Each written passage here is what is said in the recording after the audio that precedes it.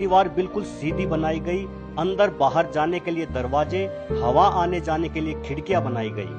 छत के खुले हिस्से पर लोहे की रेलिंग लगाई गई ताकि कोई छत से नीचे ना गिर जाए।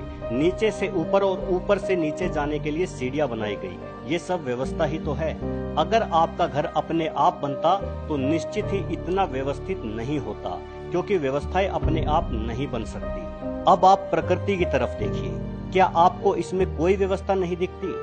जब बच्चा पैदा होता है तो वो कुछ नहीं खा सकता, तो स्वतः माँ के स्तनों में दूध उतर आता है। सिर्फ इतना ही नहीं, जो बच्चा अभी अभी पैदा हुआ है तुरंत अपनी माँ के सीने से लगते ही खुद ब खुद दूध पीने के लिए अपना मुंह चलाने लग जाता है। क्या यह कोई व्यवस्था नहीं है? हम ऑक्सीजन लेकर कार्बन डाइऑक्साइड छोड़ते हैं, वही पेड़ कार्बन डाइऑक्साइड लेकर ऑक्सीजन हमें देते हैं। क्या यह कोई व्यवस्था नहीं है? हमारी पृथ्वी 23 डिग्री पर झुकी हुई है, जिससे मौसम बदल सके। गर्मी पड़ती है तो समुद्र से जलवाष्प उड़कर बारिश होती है और सभी जीव जंतुओं की प्यास बुझती है। ये सब कितनी शानदार व्यवस्थाएं हैं। निश्चित तौर पर ये व्यवस्थाएं अपने आप नहीं बन सकती। जिस प्रकृति ने ये सब बनाया है उसे आप भगवान, अल्लाह, गॉड, वाहेगुरु कुछ भी कह सकते हो। ये आपकी मान्यता पर निर्भर करता है। लेकिन दोस्तों, फिर सवाल ये उठता है कि अगर भगवान ने हमें बनाया तो फिर भगवान को किसने बनाया? भगवान कहाँ से आया? तो दोस्तों, इस सवाल का जवाब खोजने से पहले मैं आपको कुछ दिखाना चाहता हूँ। दोस्तों, ये हमारी पृथ्वी है, जिसका डायमीटर करीब 13,000 किलोमीटर है। पृथ्वी से करीब 17 गुना बड़ा ग्रह नेपच्यून है। हमारे सौरमंडल का एक और ग्रह शनि हमारी पृथ्वी से करीब 760 गुना बड़ा है। उसके बाद आप बृहस्पति को देखिए, ये हमारे सौरमंडल का सबसे बड़ा ग्रह है। ये इतना बड़ा है कि इसमें एक साथ 1300 पृथ्वी समा सकती है। इसके बाद आता है सूर्य, ये हमारे सौरमंडल का तारा है और इसमें समा सकती हैं 1,30,000 पृथ्वी। है ना हमारा सूर्य बहुत बड़ा? लेकिन अगर आप सूर्य की तुलना सीरियस नामक तारे से करें तो आपको सूर्य भी छोटा दिखाई देगा। लेकिन सीरियस सबसे बड़ा तारा नहीं है, उससे भी बड़ा है पोलक्स। लेकिन ब्रह्मांड में पोलक्स से भी बड़ा तारा मौजूद है आर्कट्रस, परंतु उससे भी बड़ा है एल्डेबरान, और एल्डेबरान से भी बड़ा तारा है जिसका नाम राइजल रखा गया है। लेकिन अंत यही नहीं है दोस्तों, राइजल से भी बड़ा तारा जो हाइपर जायंट की श्रेणी में आता है वो है पिस्टल स्टार, और ये सिलसिला ऐसे ही चलता रहता है। पिस्टल स्टार से बड़ा है एंटेरस, एंटेरस से बड़ा है बेटलजियस, उससे भी बड़ा है वी कैनिस मेजोरिस, और इन सबसे बड़ा है यू स्क्यूटी, और न जाने कितने ही अन्य अरबों खरबों तारे सिर्फ हमारी आकाश गंगा में है। दोस्तों, यह है हमारी आकाश गंगा मिल्की वे। यहाँ से आप देखोगे तो आपको अपनी पृथ्वी लाख गुना जूम करने पर भी दिखाई नहीं देगी। पर दोस्तों, अभी बात खत्म नहीं होती, ये तो बस शुरुआत है। ऐसी ही न जाने कितनी ही आकाश गंगाएं जिनमें अरबों खरबों तारे, सूर्य, ग्रह सब समाये हुए हैं। इन सब से मिलकर बना है हमारा ब्रह्मांड। ये देखिए, ये है हमारा ब्रह्मांड। इतना बड़ा, विशाल, अथाह, या आप जो भी कहें, आपके शब्द कम पड़ जाएंगे इसकी विशालता और व्यवस्था को बयां करने में। ये है हमारा ब्रह्मांड। खैर दोस्तों, अब हम फिर से उसी बात पर आते हैं कि अगर भगवान ने हमें बनाया तो फिर भगवान को किसने बनाया? तो दोस्तों, इसका जवाब देना नामुमकिन है, लेकिन फिर भी जवाब बड़ा सीधा है। दोस्तों, अगर आप गधे को ये समझाओगे कि थॉमस एडिसन ने बल्ब कैसे बनाया तो वो नहीं समझ पाएगा। अगर आप गधे को ABCD सिखाओगे तो इन 26 अक्षरों को वो नहीं सीख पाएगा। ठीक वैसे ही इस ब्रह्मांड की विशालता और व्यवस्था के सामने हम गधे हैं। हम ये कभी नहीं समझ पाएंगे कि भगवान क्या है और उसने सृष्टि की रचना क्यों की है।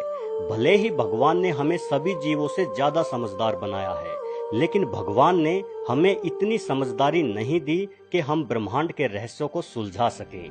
खुद को गधा कहलवाने पर बुरा मत मानना दोस्तों, पर सच कहूं, मुझे तो ऐसा लगता है कि हम गधे से भी ज्यादा गए गुजरे हैं, क्योंकि हम भगवान को लेकर आपस में ही लड़ते रहते हैं। हर धर्म के लोग कहते हैं कि मैं अपने धर्म की रक्षा कर रहा हूँ, अपने भगवान की रक्षा कर रहा हूँ। अरे भाई, तू उसकी रक्षा कर रहा है जिसने ये विशाल ब्रह्मांड बनाया।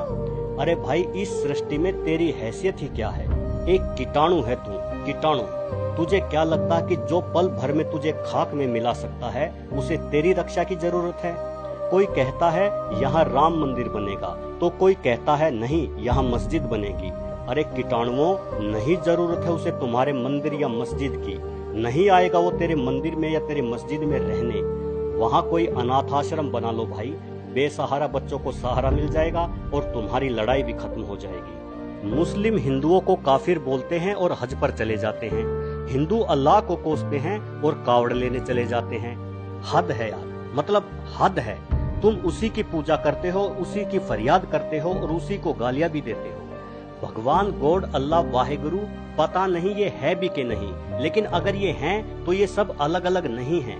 ये एक ही इकाई के नाम है जो कि तुम लोगों ने रखे हैं। उसने कभी अपना नाम नहीं बताया, तुम लोगों ने ये नाम रखे हैं और फिर उन्हीं नामों को लेकर दंगे करने लग जाते हो और खुद को गधे से ज्यादा समझदार बतलाते हो।